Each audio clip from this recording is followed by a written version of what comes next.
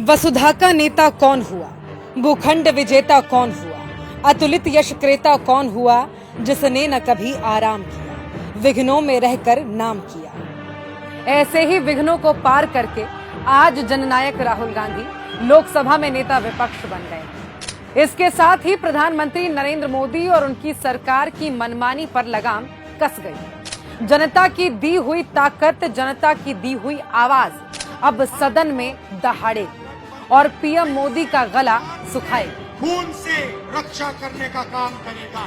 राहुल गांधी का नेता विपक्ष बनना ये बताता है कि अगर देश के लिए कुछ करने का संकल्प दृढ़ हो तो लाख विरोध और दुष्प्रचार के बाद आपकी जीत तय है। बीजेपी बीते 10 साल से खलनायक बनकर जननायक की छवि धूमिल करने की कोशिशों में लगी हुई थी, लेकिन जीत आखिरकार राहुल गांधी की ही हुई। नेता विपक्ष बनने तक का सफर राहुल गांधी के लिए बेहद मुश्किल भरा रहा, लेकिन वो बीजेपी के दुष्प्रचार के आगे झुके नहीं। On behalf of the India Alliance. उनके ऊपर अनगिनत व्यक्तिगत हमले हुए, लेकिन उन्होंने जनता की आवाज उठाना कभी नहीं छोड़ा।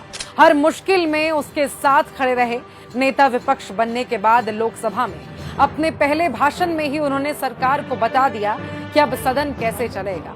उन्होंने कहा, मुझे भरोसा है कि आप हमें बोलने देंगे, आप हमें भारत के लोगों की आवाज उठाने देंगे। I am confident that you will allow us to represent our voice, allow us to speak, allow us to represent the voice of the people of India. इस चुनाव ने साफ कर दिया है कि भारत के लोग विपक्ष से देश के संविधान की रक्षा करने की उम्मीद रखते हैं। संसद में अब युवा, किसान, दलितों, पिछड़ों, आदिवासियों, छोटे व्यापारियों और नफरत के शिकार लोगों की आवाज से गूंजेगा।